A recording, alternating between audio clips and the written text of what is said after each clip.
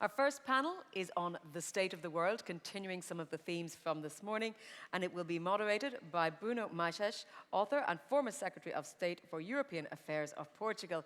Please join me on stage with your panelists. Thank you very much.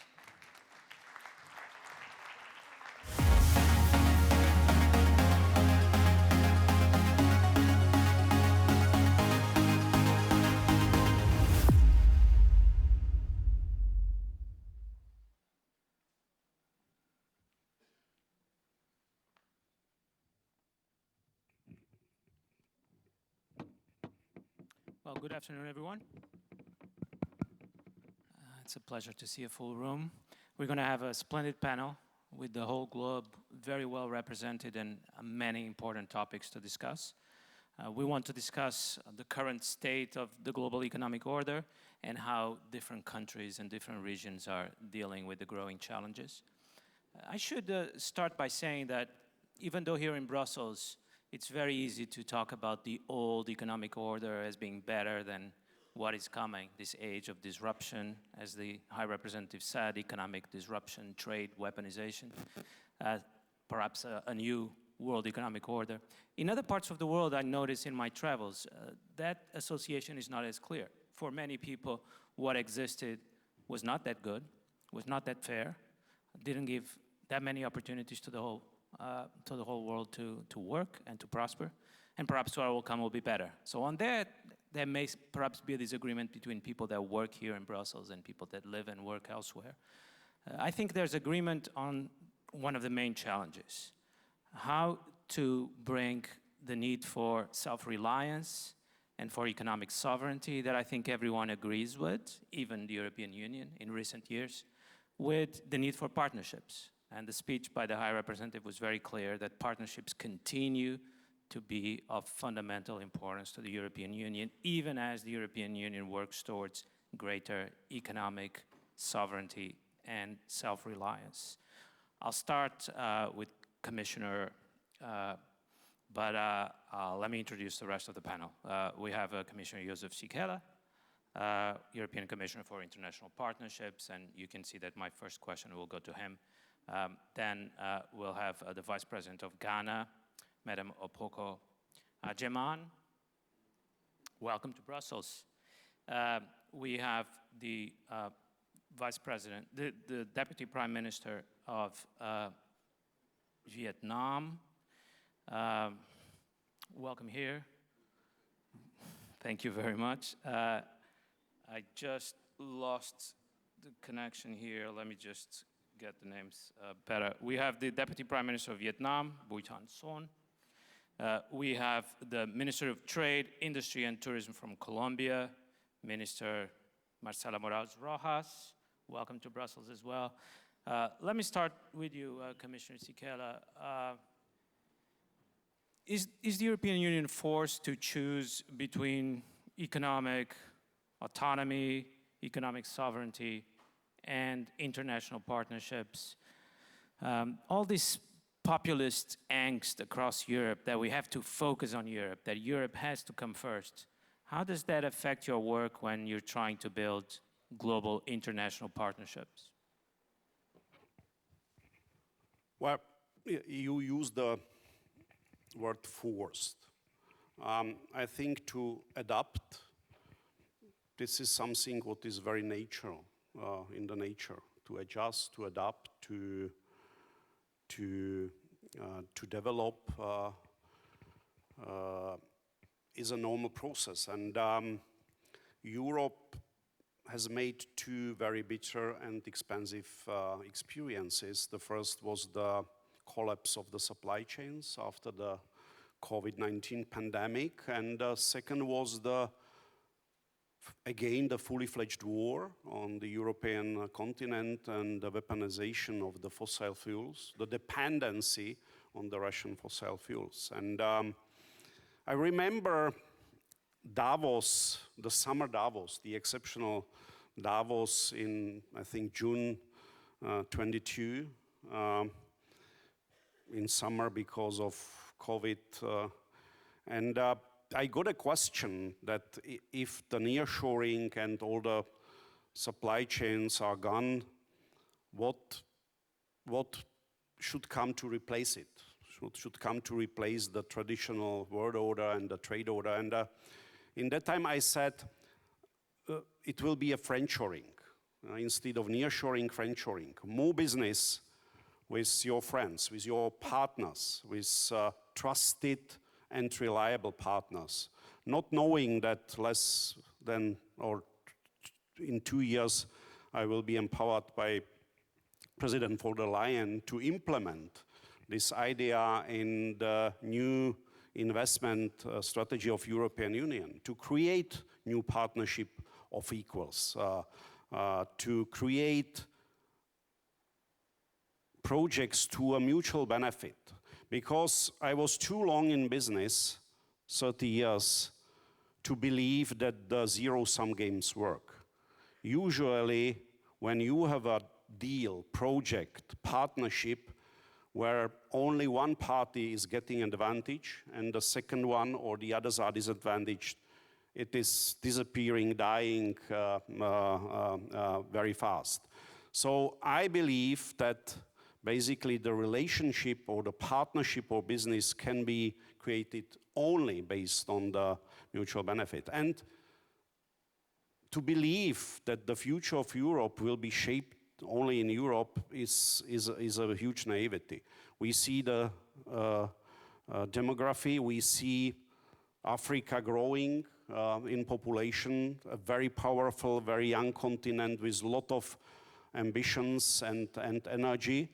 But if we do not turn these ambitions in opportunities, if we do not create the jobs, if we basically simply accept that only less than 2% of industrial output is basically created in this rich continent, then we will face problems which will touch the European security and European resilience. So maybe we are moving in this direction not only by design, but partially by default. But, and I was carefully listening to the heads of the states today, politicians, economists, former economists and politicians, and despite the fact that some of them are speaking different languages, all of them were speaking the same language. More partnership, more mutual benefits, job creation, value adding on the soil of the countries where basically the natural resources are available. And this is basically the way we want to go, and I'm extremely happy to see that we are moving forward, that we walk the talk, and if we will be able a little bit to speed up and to scale up, so I believe that this is the future of the new world order. Thank you. So no Europe first. Not yet, at least. Madam Vice President, how do you see the current global landscape, full of challenges, full of disruption, and the future of the African continent and of your own country, Ghana? We know that during the Cold War, Africa had to deal with the challenge of two battling superpowers that in many cases interrupted or stopped Africa's development in their own competition. Are you worried about a similar scenario? What is your country doing to avoid having its development plans interrupted by this set of global challenges? Thank you very much. And let me greet all my fellow panelists. And I would like to begin by referring to a statement that is very common in many African countries, languages. And it refers to a scene where two elephants fight and the grass suffers. I believe it's not very common. But you know, this scene presupposes that the two elephants will keep fighting and that the grass will keep suffering. It also creates an image of power and powerlessness. But recent shifts are telling us a different story, or at least are proposing that the story could be different. Maybe the grass will not continue to simply lay down for the elephants to fight. Maybe the grass will move itself elsewhere so that the end result will be peace among the three, the two elephants and the grass too. And this is where cooperation comes in, where the respect is important regardless, where interests can be matched, and where benefits can be truly beneficial.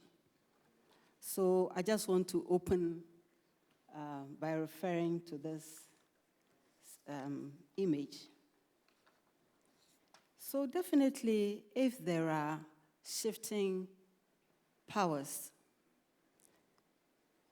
it just presupposes that those who have been at the receiving end of unfairness, of stalling development, and so on, may begin to realize that when there's so much shift, when there's so much conflict between the powers, perhaps we will have, that is, if I describe the vulnerable as a grass, maybe this is a time to look at of other options. This is the time to create other ways of dealing with the problem. So it calls for a redefinition of the problem and a re-strategizing of options.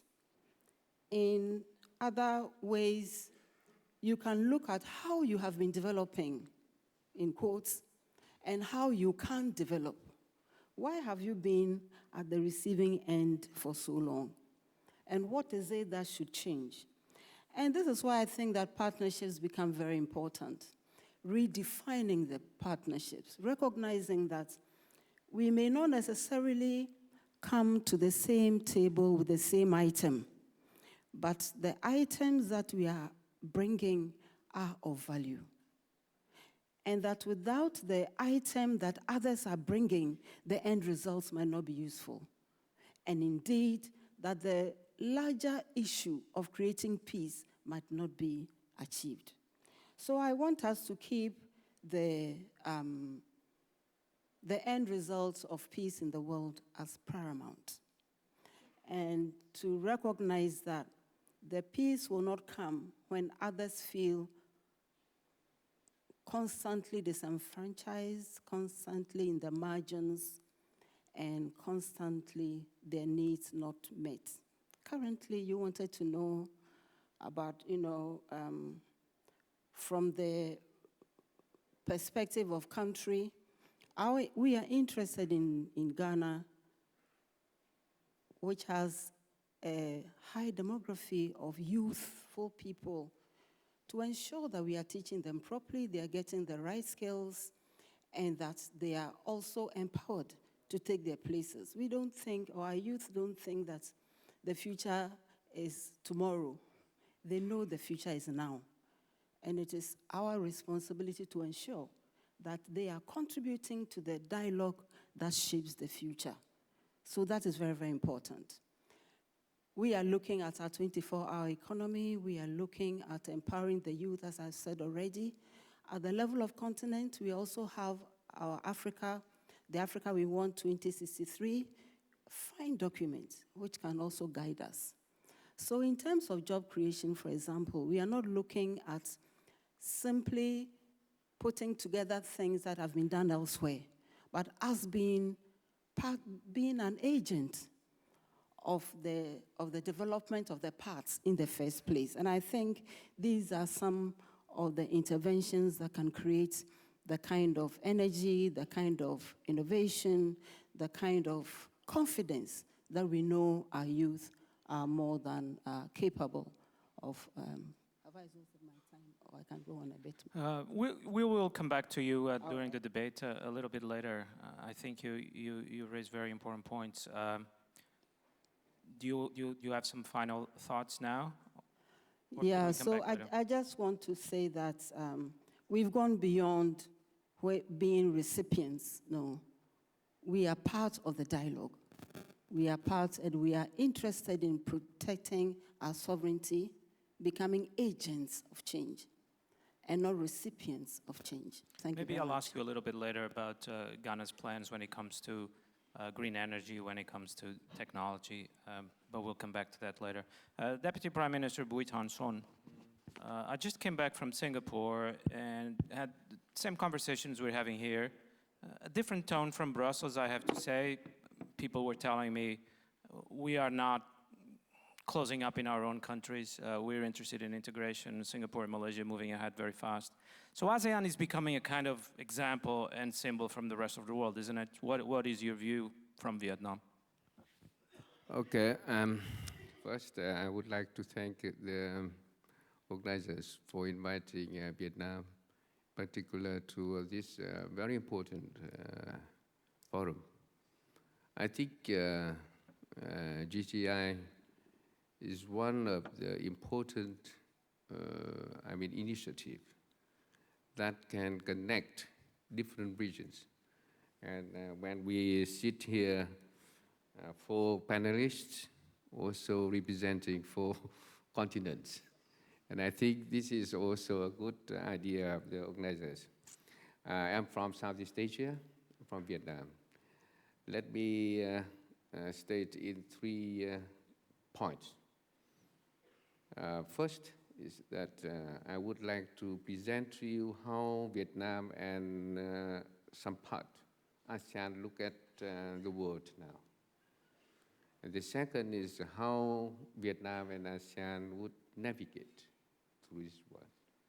And by saying that, we would share with you on how countries, how regional organizations can work together to overcome these difficulties or challenge of the world. The first point is how Vietnam is looking at the world. We see 6 very important characteristics that we need to work together and elaborate it, and also work together to overcome it. The first one is that the balance of power of major countries, and I can say that all countries are now still in flux, and it's changing very fast. That leads to second point, the competition among the countries, and especially the major powers, is fierce. It's not only restricted to political domain, not restricted to defense, security, but now spreading to economic, science, technology, competition as well. And it affects all countries in different continents, including Asia and Southeast Asia. Third point is that we are living in the world where economic interdependence is very important and still the foundation for us. But still, we see many parts, many indications of economic fragmentation because of the competition between major powers. So the point is now how to combine, to reconcile these 2 points. It's very important for us in the living in this world. The fourth point, I could say that all countries are now embarking on the, let's say, 4th industrial revolution, in which AI, big data, Internet of Things, digital transformation, etc., are the main drivers of fast and sustainable economic growth for nations. If we cannot catch up with this one, we would lag behind forever. And fifth, global institutions is under great pressure and reform as well, especially the UN. So I think this is the one that everyone has to say. We see wars, conflicts happens here and there, in despite of all international law, despite of UN Charter, etc. And lastly, the intensifying non-traditional security issues, including climate change, pandemics, cybersecurity, would affect all nations. Happily, by the end of this month, Vietnam would organize the opening or ceremony for signing of the UN Convention on Anti-Crime, Cyber Crimes in Hanoi by the end of this month. And very happy to see that more than 100 countries and more than 100 institutions have registered to come. This is also to show that international communities are now very, interested in working together to cope with the common issues. It leads to the second part, how ASEAN, how Vietnam would navigate. We say Vietnam first. Vietnam, we see the challenge, and I see, as I can say to you, that this year we celebrate 80 years of our national independence. But Vietnam has gone through, in its 80 years of history, of modern history, we have gone through 40 years of war, 20 years of political and economic embargoes, and we have only 20 to 25 years of economic building of our nation. It's fortunate that with the efforts of our own people, with the support of the international community, we are now coming from least developed countries in 1980s, now to a middle income country, with the GDP this year more than $5,000 per capita, which when we started our reform process, GDP per capita is only $80. So with that, we have withdrawn the lessons, and we conducted our first consistency would uphold the foreign policy of independence, self-reliance, peace, and cooperation for development. We would be the trusted friends of all nations, be the responsible partner of international community. And also we carry out the policy of diversification and multilateralization of our foreign relations. This is one of the very important principles of our foreign policy that can uphold in the very turbulent world. The second point is that we would be building a network of cooperation, or in other words, is expanding our cooperation with all countries, but with priorities. For now, we have established 38 frameworks of cooperation with countries, including strategic comprehensive partnership, strategic partnerships, and comprehensive partnerships with 38 countries. With the EU, we have many strategic and comprehensive strategic partnership with the EU member states. And with the EU itself, we have now comprehensive partnership. And we are working towards comprehensive strategic partnership.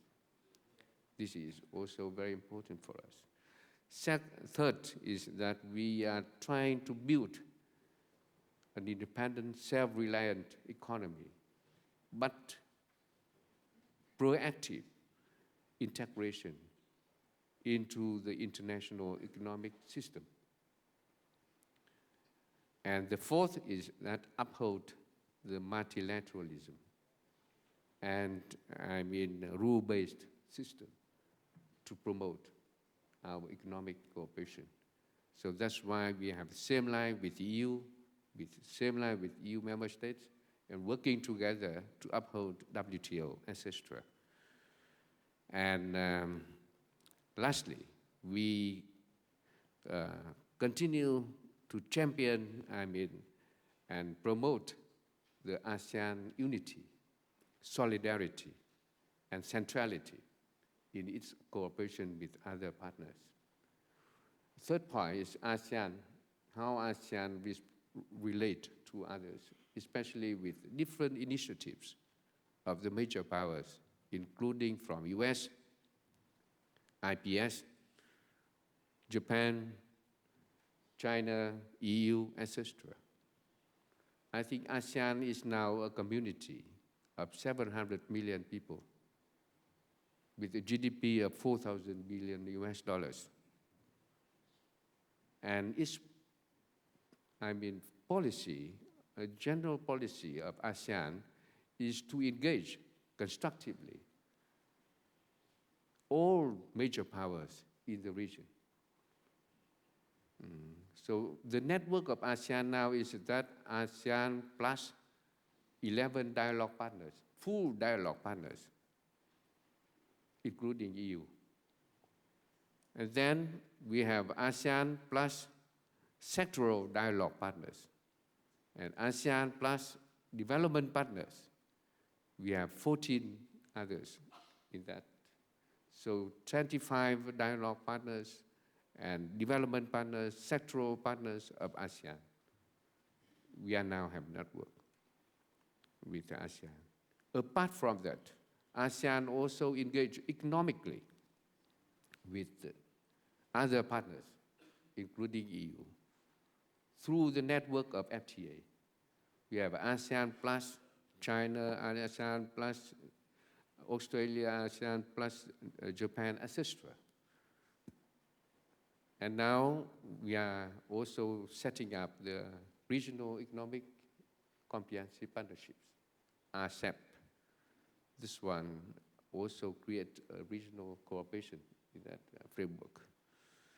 So I think engage in a neutral foreign policy that can engage all major powers in the region and at the same time create a very favorable venues for ASEAN partners to sit together, to talk with each other, and to talk with, to solve different issues. That's through the East Asia Summit, which EU also participates in.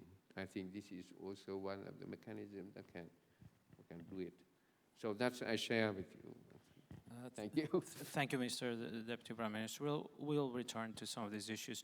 And finally, Minister Morales Rojas from Colombia, Minister of Trade, Industry, and Tourism of Colombia. It's a difficult job right now, isn't it, to defend the trade, economic interests of a medium-sized country in this incredibly disrupted and disruptive international environment.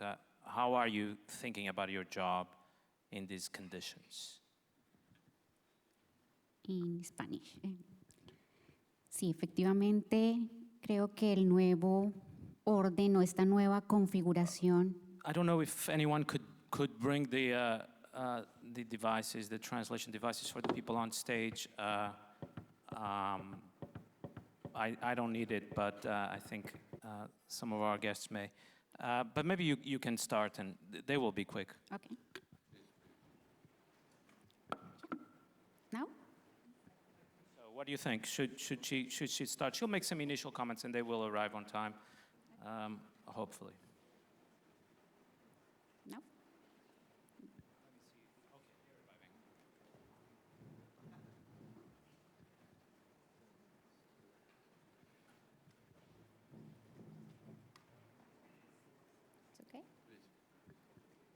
Ministra, por favor.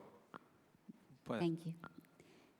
Sí, esta nueva configuración de las relaciones económicas nos obliga a pensar si efectivamente nosotros queremos crear barreras o generar puentes. Y efectivamente, en este nuevo orden económico de tantas tensiones y redefiniciones, hay discusiones que tenemos que superar. Las discusiones de norte-sur, de centro-periferia. Ahora las relaciones con unas nuevas reglas del juego deben basarse precisamente en dinámicas de complementariedad, no en dinámicas hegemónicas, sino de coordinación, comunicación entre iguales. Los nuevos retos que los países tienen en materia económica van ligadas precisamente a esa transformación de pasar de una economía extractivista, de una economía degenerativa, a una economía basada en el conocimiento, basada en la agregación de valor y basada en las nuevas tecnologías que de alguna manera piensen en el ser humano. Es decir, una economía mucho más humanista. Y en ese sentido, desde Colombia estamos trabajando en ello, superando esas relaciones hegemónicas y diversificando nuestros mercados, pero pensado en dinámicas de sostenibilidad, de cuidado del medio ambiente, de nuevas tecnologías y de una transición energética que nos supone muchos retos. Es pasar de unas relaciones históricas de la descarbonización de la economía a una economía pensada precisamente en el entorno, en el ser humano y de una manera sostenible. Desde Colombia, nuestra apuesta ha sido precisamente avanzar, luego de más de 70 años de conflicto armado, en la liberación de la tierra y entender a la tierra también como un factor de producción y no como un elemento feudal, como un elemento de poder político. Hemos avanzado de manera significativa en esta reforma agraria y de esta manera también hemos avanzado significativa en nuestras dinámicas de reindustrialización y de transición energética. Una reindustrialización pensada en actores económicos de base, en las dinámicas comunitarias, en las dinámicas organizacionales y en las dinámicas de defensa de nuestro territorio y del medio ambiente. Y en esta nueva dinámica, precisamente, nuestra relación con el mundo va en torno precisamente a defender la vida, a preservar nuestro patrimonio natural y cultural. Y en esto creo que tenemos una coincidencia muy importante con la Unión Europea y con muchos otros países en generar una nueva agenda, una agenda que nos permita de manera cooperada, articulada y complementaria proteger nuestro territorio, proteger nuestro medio ambiente y avanzar en dinámicas de sostenibilidad también en términos culturales, en la defensa también de nuestras culturas y nuestras comunidades. Y en eso creo que hemos dado grandes pasos. Para nosotros las dinámicas de cooperación, incluso de la Unión Europea, han sido fundamentales, reconociendo estas no como una división, no como una hegemonía, sino precisamente reconociendo la multipolaridad, solo como una oportunidad de encuentro, de coordinación, de cooperación. Y esto precisamente creo que nos identifica y nos convierte o los convierte a estos en valores universales que de alguna manera buscan es el bienestar compartido, no la competencia por sí misma, sino dinámicas de complementariedad y de cooperación que buscan es el bienestar común. Muchas gracias, Ministra. Commissioner, I want to go back to you briefly, just a reaction to the other speakers. I I was going to ask you, listening to the other speakers, what potential areas of agreement do you see with our partners sitting here? You know, for my part, I was impressed by, there's a strong note of optimism. Not here in Brussels, not always, but certainly from the three guests, with three countries that are on a path of quick development over the past 2 or 3 decades, seem very confident, not only that the current disruptions can also be an opportunity, but I think we heard from the three of them that there may even be a possibility of creating a better economic order in the future that realizes some of the values that have not been realized before. Is the European Union ready for these changes? What areas of agreement with the other speakers were you impressed by? I think we are more than ready, and I do not feel the pessimism you are describing here in Brussels. In opposite, we are moving forward. We are basically closing new free trade agreements, new alliances, and this is our response to the change geopolitics, to the policy of power, because we do not believe in this. We do not believe in G1, G2, or G3. We believe in multilateralism, we believe in the rule of order, because this is the foundation Europe was built on. And we have 2 examples: the development of Europe after the Second World War and the convergence of the former Soviet satellites after the fall of the Iron Curtain, which are catching extremely well up, at least some of them. And we want to replicate this example. And you was asking about the nationalists and about the Europe first.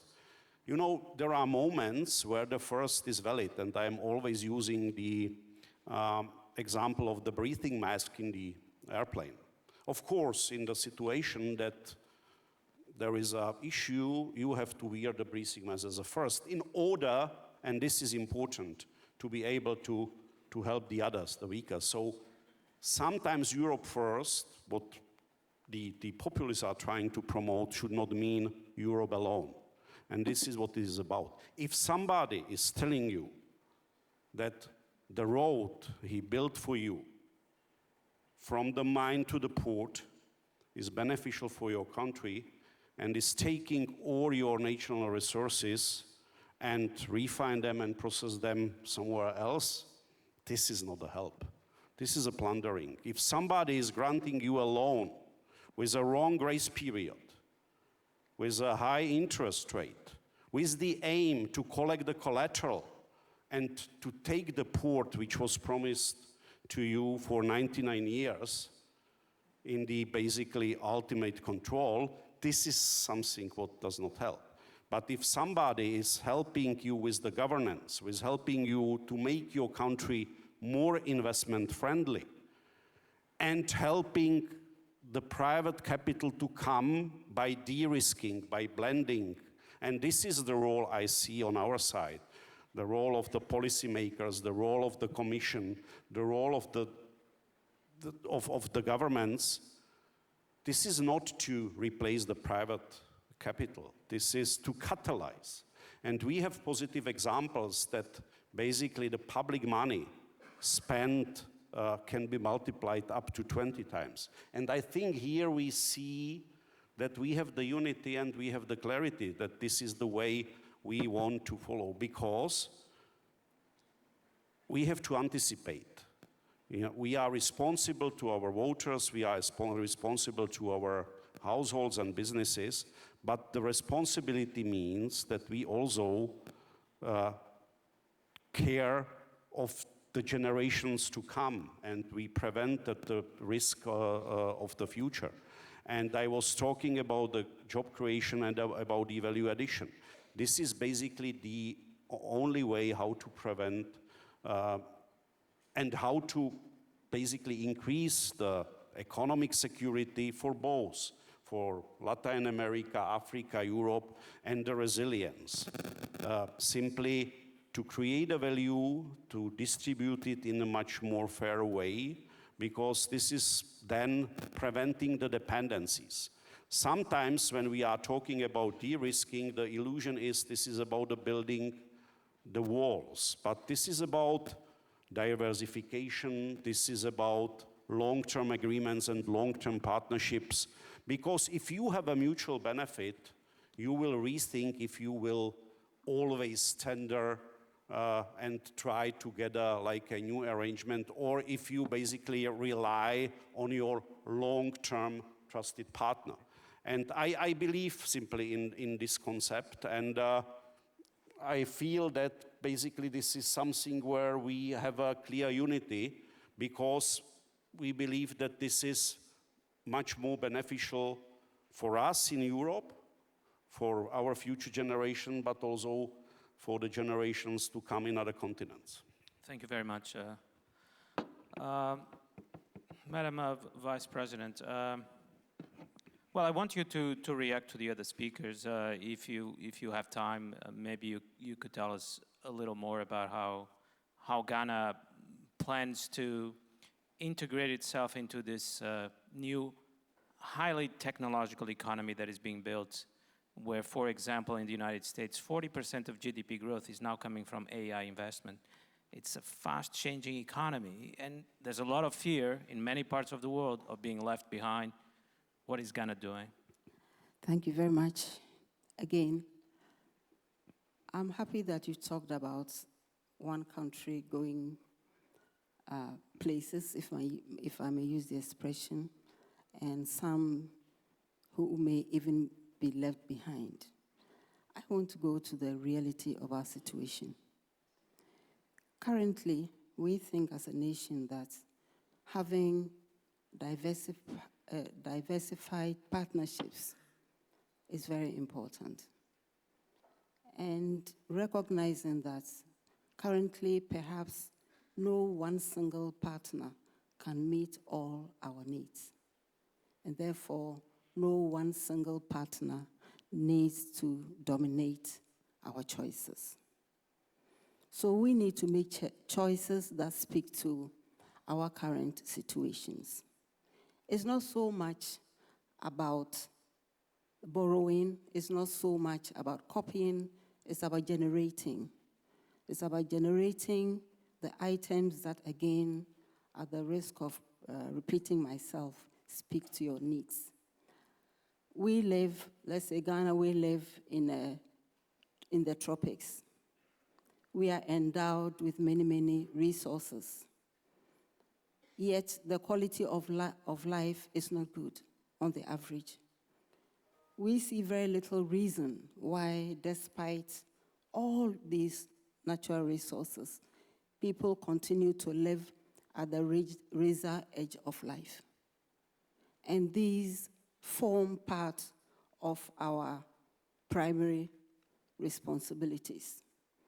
If, for example, we have been exporting raw materials for hundreds of years, and the raw materials are processed elsewhere, and sometimes returned to us at much higher cost than they were sent, because tariffs were removed on raw materials but highly imposed on finished products. It means that you are not making a lot of progress. So for me and for us as a country, it's a question of reversing the trend. It's a question of processing your own resources, your own primary commodities, and entering the market on good terms, on equal terms, so that, as I said at the beginning, the real peace of the world will be realized, hopefully. We think also that preserving agency, protecting your sovereignty in any partnership is very, very important, because that is where the true definition of partnership may be defined and may reside. So we need to move ourselves from a situation where we have been for too long a battleground for the ambitions of others. And that is why I use the early image of the elephants and the grass. Things cannot continue as they are. And then we cannot expect a peaceful, cooperating world by bringing back the old unfair systems that did not serve our purposes well, that disenfranchise us. That is one of the things we need to look at. So if today we are moving to AI, we are moving to other platforms, and some have cynically posed the question, so what after AI? In other words, why are we always the ones left behind? Behind what? Which of our problems are we solving anyway? So that will be one of the ways in which I'm answering your concern. Thank you. So yes, we are opening to partnerships. We are open to cooperation, but it is about time we redefine the basis of that cooperation, the basis of the partnership. Is it true partnership? Is it a partnership where you have no voice? Is it a partnership where you don't even decide how much you are selling your own goods for?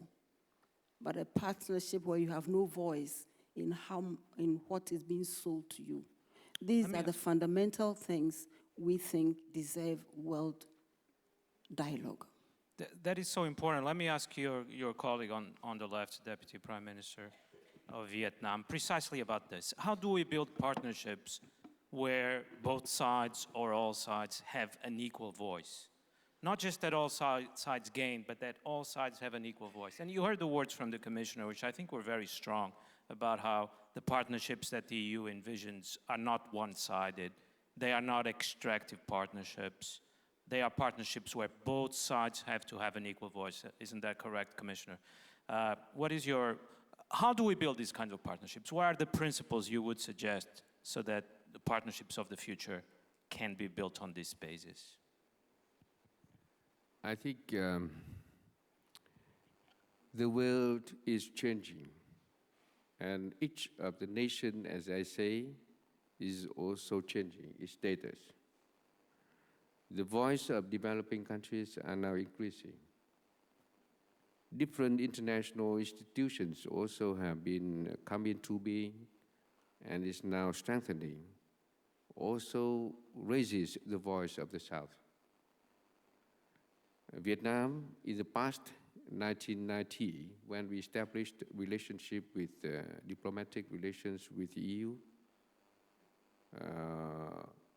it was 35 years ago, 1995, we signed the first agreement between Vietnam and EU, which Vietnam was a recipient, and European Union was donor for Vietnam. And throughout the process, as I said to you, Vietnam has been increasing its development and coming up at the different level of economic development, from least developed countries to developing with low-income countries, and then now developing with the middle-income countries. And we aimed by 2030 to be developing and industrialized countries with high-level income. This year, GDP growth for Vietnam is 8.2 to 8.5% this year. And we aimed from 2026 to 2030, it would be digital growth rate each year. By 2014, Vietnam has graduated from recipient countries. And we are now establishing different framework of cooperation with different member of European member countries. For example, with Germany and UK and Spain, we have a strategic partnership. With France, we now have comprehensive strategic partnership. The main principles in this one is respecting each other's sovereignty, territorial integrity, self-independence, reliance, independence. This is the principles provided at the UN Charter and international law as well. But at the same time, in economic field, this is the principle of mutual benefits. It's not like before, where we was distracted by the war and received ODA from different dialogue partners, including EU. Now we become partners in our cooperation. Vietnam can complement, for example, with the EU, one of the first countries in ASEAN that have FTA with the EU. We signed the first PCA with the EU. It's Vietnam in ASEAN. And also one of the first, we and Singapore have FTA with the European Union. And recently, only this year, Indonesia would be the third FTA with the European Union. In all these fields, we have been, complementary economy. We have many things to complement European. We supply to European markets. Trade this year between Vietnam and European Union is around 80 billion US dollars. Where we export to European markets 60 billion US dollars. And we import from you more than 20 billion US dollars. That's why it provides that we still have many things to supplement, complement each other, even in the very important field of science and technology. So I think it is the time that we now look at different partners for specific strengths of the partner to establish our partnership. We also, at the same time, we work with the different members of the European Union to identify the areas of complementarity and also supporting each other for mutual benefits. And I think any country can be in an equal footing once we respect each other's sovereignty, territorial integrity, etc. Thank you. Thank you, Mr. Deputy Prime Minister.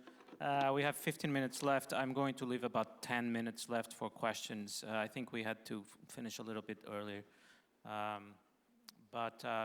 Minister, I think you spoke very eloquently about the need for a new order, new principles of justice and equality at the global level. Do you leave this panel more reassured that this is possible? Do you want to react to some of the comments that other speakers made? And do you maybe have suggestions for the European Union on how to organize this initiative, which, as the Commissioner said, is global, it's not European. It's about defending global principles and global prosperity. Do you have any suggestions you want to leave to the audience? A lot of people from Brussels here, as well as international guests. Please, you have maybe 3 or 4 minutes. Repeat that in Spanish? I think in Spanish, yeah. Everyone has the translation now. En español, sí. Oh, do you want me to say in Spanish? Oh, okay. ¿Tienes unas palabras sobre cómo ves el futuro, cómo ves la relación entre Colombia y la Unión Europea? ¿Y crees que la nueva orden mundial de que has hablado, que es posible? ¿Estás más confiante después de oír los otros palestrantes que eso es posible? ¿Y tienes unas palabras para la Unión Europea de cómo lo va a hacer? Gracias, sí. Yo creo que precisamente estos escenarios, como Gateway, es precisamente la posibilidad de buscar una agenda común.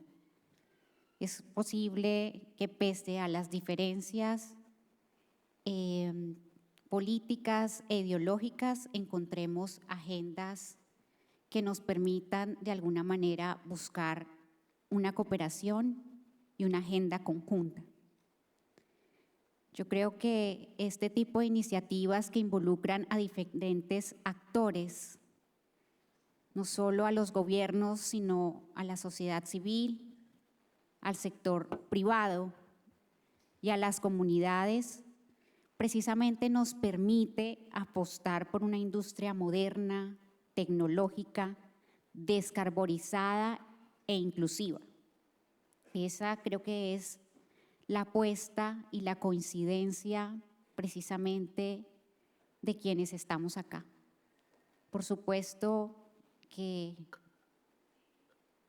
es un ejercicio complejo, desde la resiliencia, desde el perdón y de la nueva configuración de estas relaciones.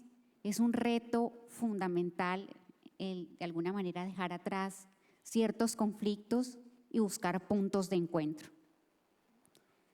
La reducción de brechas en el desarrollo humano, ese nuevo orden multipolar, es lo que de alguna manera nos tiene que permitir pensar que en el centro de la agenda tiene que estar el bienestar ciudadano y que el comercio y las relaciones multipolares basadas en una agenda diplomática, comercial y económica precisamente es la forma de aprovechar esa vía, una vía que nos permite identificar o potenciar nuestras ventajas competitivas en el marco precisamente de la complementariedad. Y creo que la Unión Europea y este tipo de espacios precisamente son los escenarios propicios para avanzar en el cierre de brechas y en la descarbonización de la economía basado en estas nuevas tecnologías, basado en el conocimiento y la agregación de valor. Estos ejercicios de cooperación, de identificación de proyectos estratégicos para los territorios, es lo que nos permite, de alguna manera, liberar tensiones, generar dinámicas de comunicación, de distensión, de cierre, de alguna manera, de diferencias y la posibilidad precisamente que las tensiones se disipen. Mientras, lo decía al principio, mientras algunos plantean levantar barreras, creo que este tipo de oportunidades nos permiten es construir puentes. Es precisamente el Getaway el que encarna esa apuesta por un mundo desde la diferencia, pero creyendo en el respeto, en la cooperación y en la integración. Gracias, Ministra. Muchas gracias.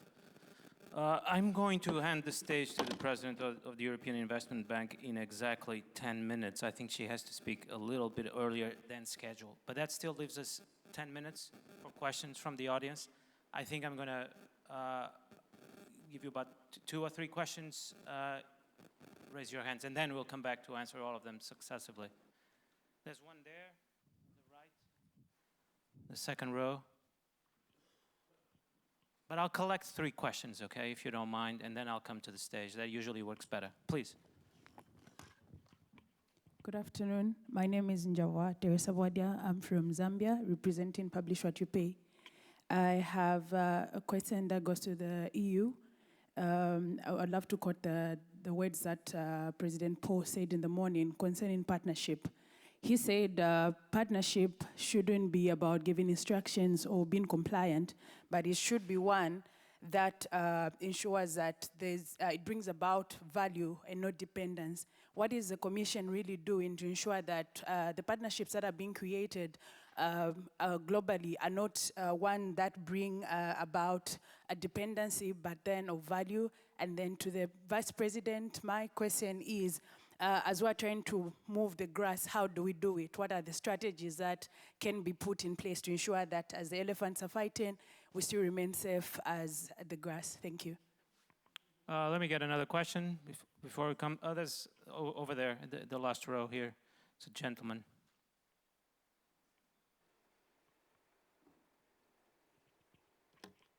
Yes, good afternoon. My name is Nader Imani. I'm the private advisor to the Global Gateway for Education and Research. Very pleased to be here. I had the honor to work with Vietnam for many years. As you, His Excellency, talk about Vietnam, the 90s, and the progress that you have done. Fantastic progress, one of the examples that we should all consider in the Global South. But also my question is going to you, but also to Mrs. Sikela. How can we really be a catalyst of a more global collaboration South-South? This has been also mentioned this morning. I think there is also room for collaboration. And I do believe that maybe the Global North could be also here a good mediator in replicating the success stories from one part to the other part of the planet. Thank you. Third and last question. Over here on the right. I'm sorry, I wish we had a little more time. If there's time on the left, I'll come back to the audience, but I don't think it will be. Please. Thank you. My name is Jan Pamowski. I represent the Guild of European Research Intensive Universities, and we work closely with African universities as well. And the Vice President of Ghana raised this question, what comes after AI? So how can we, and I interpret this as, how can we work together on tomorrow's, on the things that really make tomorrow? And luckily, in a sense, the Global Euro program envisages very close collaboration also in education and research, and the importance of skills has really been mentioned and highlighted this morning. So I was just wondering, Commissioner Sikela, if you could articulate also your vision about how research and education can be part of your vision of the Global Gateway. Thank you. Commissioner, you had one question here? I got, I think, three, at least partially. The first one is going to Zambia. The answer, well, in everything what we are doing, we have our core values. The fight against the poverty is basically one of the founding principles of the EU. We are sticking to our decarbonization targets. We are not questioning, because we understand that if we do not talk about the problem, this is like a disease. It will not disappear. It will become worse.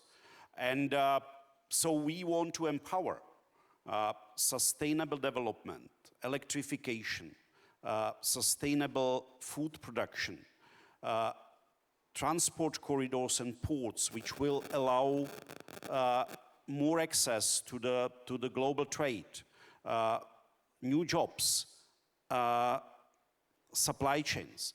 But we do not invest only in hard assets, but education, science and research, and know-how transfer. The needed learning curve is basically an important part of all the things we are doing. And we are calling it 360-degree approach, because we do not want to impose.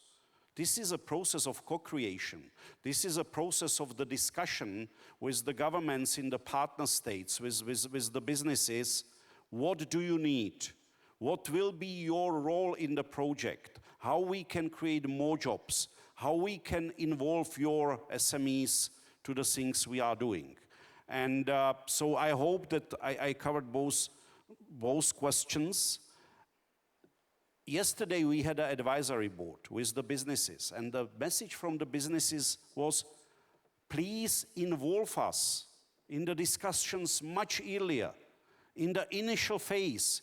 Because if we are involved from the very beginning, when the idea was born, then we can maybe advise you to do things better.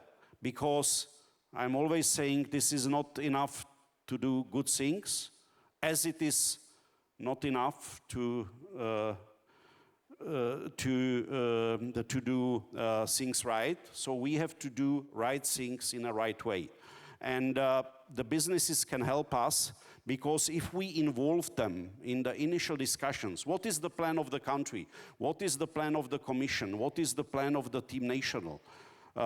Then we can prepare the value proposition in a much better way. And therefore we introduce the Global Gateway Investment Hub, simply to have both ways approach, to have businesses applying for the new projects, and to have also basically call for proposals when we have alignment with our partner states, when we want to invent or develop something. Madam Vice President, you had 2 or 3 questions. People liked your metaphor a lot. Yes, thank you very much to the young lady who posed a question about what we could do. You see, Currently, this is a moment in history. We already have powers shifting. Things are changing. What's important is what we do with it. We can also look at our own history. Even as a continent, we've also gone through many things. I'll just leave you and I with a couple of questions. What have we learned? What has changed? What should change? And what should you and I do? One of the things we need to recognize is that you cannot be at the mercy of others and expect that you will survive. You have to be willing to stand on your own feet, make the sacrifices, try to understand where you are, and become an agent of change. Yes, it's easier said than done, but it can be done. So I want you to live with the confidence that yes, you may be having challenges now, but the challenges themselves can be turned into opportunities. And I think the theme for this meeting gives us one more opportunity. So let's make very good use of it. I'm not sure if I've answered your question fully, but that's what I have for now. My colleague who asked about research and education, definitely. We do research in order to look at what is there closely and propose what can be there. Why are we doing the research? Why are we looking closely? Because we think that things can be amended. So then we bring new visions, new perspectives. And these are done to solve problems that we can identify. It is the research that is done to create problems that don't necessarily exist or are not real for everyone that creates more problems than solutions. And sometimes it's like taking a medication that gives you more side effects than healing the problem that you have. So definitely collaboration among research institutions are very important, but it's important to respect everybody's perspective, even in shaping the concept that goes into that research, in understanding the methodology adapted, and in sharing the research findings. So that's what, again, I can say for now. Thank you very much. Thank you so much, Madam Vice President. Deputy Prime Minister, you see there that we are 7 seconds over time, but I'm going to give you the floor because there was a question directly addressed to you. Thank you. I just take a short reply to you. First, thank you, my friends, for a long time. I can call traditional partner of Vietnam in our process of reconstruction and also development of the country. Thank you for your participation. In the past, we have a lot of opportunities for cooperation. New era, Vietnam is entering a new era of development. We call our second phase of reform. There would be more opportunities for you. We are now doing several steps to prepare for that. First, we restructure, reform our organizational systems, streamline the ministries from 18 to 14 ministries, from 64 provinces to 34 provinces now.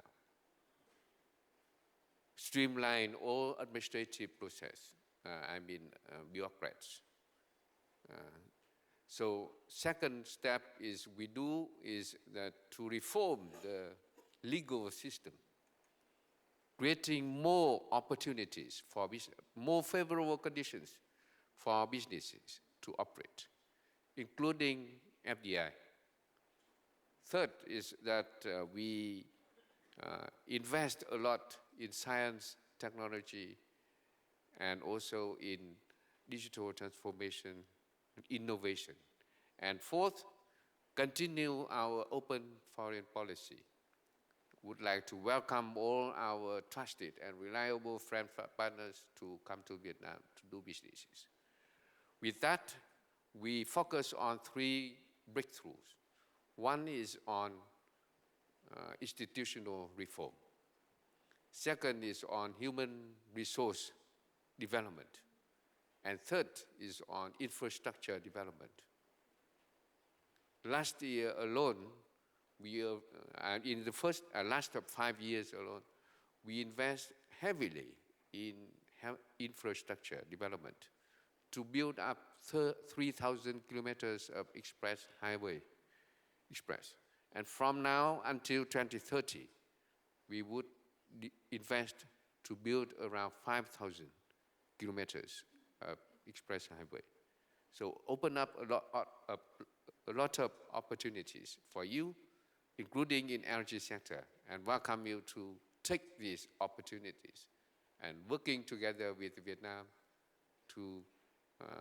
for mutual benefits and development. Thank you. Thank you very much. I think maybe the president of the European Investment Bank will be interested in this open invitation to go to Vietnam. And with that, please, floor is yours. Nadia Calvino, president of the European Investment Bank.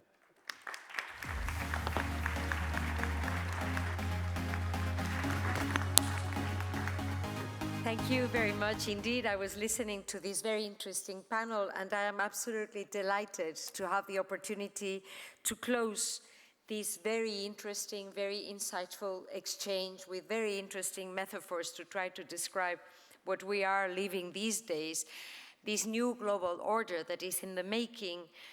We are at a historical moment, we are at a crucial moment, and it is the moments like this that really call on us to decide what is the right direction forward and how can we contribute to shaping this new global order in the best manner possible. And what I take from this panel and what I take from the whole Global Gateway Forum is that when some are moving away from this multilateral system, rules-based trade, a system based on diplomacy, when some are moving away, the rest of the world, well, we are moving forward. And that is a quite powerful message because we are renewing, we are reinstating our commitment to win-win partnerships based on mutual respect and that protect cooperative outcomes and peace at the end of the day. And in this context, the European Investment Bank, as the financing arm of the European Union, owned by the 27 member states, neither more nor less, we are at a unique position to be the key partner of the European Union, of the European Commission, to perform and to deliver this global gateway strategy. We finance impactful projects. Of these 300 billion euros that have been already mentioned today, this was the original objective. It has already been met. The European Investment Bank is mobilizing close to 1/3 of the total amount. And that means real projects on the ground, which go from primary health to cooking devices throughout Africa. From the energy interconnector between Ecuador and Peru and other important networks in Latin America, to support to the private sector in Asian countries like Vietnam, actually. We are partnering with key strategic institutions around the world, from the Gates Foundation to the Gavi, the Vaccine Alliance, to finance not only the delivery of polio vaccines to children around the world, but also the financing of vaccine production facilities in Africa in making a difference, really, with a long-standing impact on the ground. We're also enabling access to millions of citizens to clean water. Actually, just to show how we're walking the talk, between today and tomorrow, we will announce new EIB support to several partner countries, including a loan to expand wind power in Cabo Verde, a financing package for BioNTech to develop a local vaccine manufacturing facility in Rwanda. I apologize, we had to advance a bit the schedule for this speech precisely so that I can go and sign this very important agreement. From MedAccess in Nigeria to support manufacturers of medicines and vaccines. And also we're backing green energy networks in Mauritania. I was just with the president of Mauritania actually signing and announcing this very important agreement. We're also signing agreements to support power links and renewable energy in Central and Southeast Asia. And we're supporting the Medusa submarine cable to enhance digital connectivity throughout the Mediterranean. I wanted to mention these concrete examples of what Global Gateway delivers and how the European Investment Bank can leverage the guarantees of the European budget, and through our very close partnership with the European Commission, and of course Commissioner Sikela being the key partner to us, that we can, as a Team Europe, fund and make possible transformational projects all around the world. When many are talking, let me use another metaphor, when some and so many people are talking about building walls, we're building bridges for a better world. And we're also showing, in a world that is becoming increasingly transactional, that actually the currency that carries more value in the world right now is trust. And this is, I think, what we are showing in these couple of days. Let me close these closing remarks mentioning not only individual projects, not only innovative finance that we're developing. Let me mention another way where the European Investment Bank is making a difference in mobilizing private investment around the world. And that is the Global Emerging Markets Risk Database. The acronym is GEMS. And I wanted to mention it in this room because many experts, rating agencies, private investors, many financial institutions know about it. But it is really a game changer because it is a database that we have been building together with the World Bank to bring together the experience of multilateral institutions for the past 40 years, lending to emerging economies around the world. And what this database shows us is that the likelihood of defaults and the likelihood of losses is lower than one would think, based on pure prejudice. I think that the use of data actually gives us a lot of hope about the interest of fostering investments, not only public investments, but also private investments in emerging economies and in many of the countries that are represented here.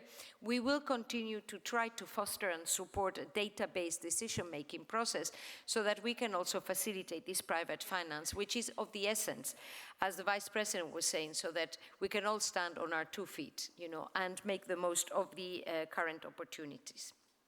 We're really proud, I have to tell you, at the European Investment Bank and me as president of the institution to be at the helm of an institution that is so determined to continue to go in the direction of leveraging guarantees from the European budget, including from the current and the next multi-annual financial framework, to build a more stable, more prosperous Europe, but also to contribute to a better world.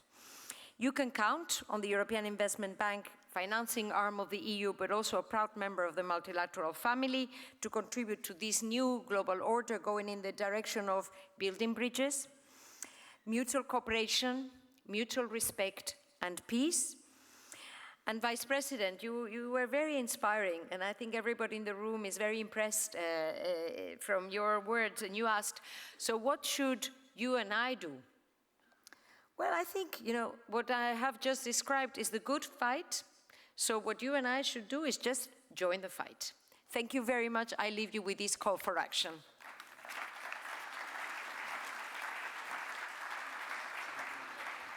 Thank you, President Calviño. There's a coffee break now. I wish I could tell you where it is, but I don't know. Just follow the crowd. And then a panel that I highly recommend to you with some friends of mine full of ideas, full of thoughts on connectivity and geostrategy. See you back here in half an hour.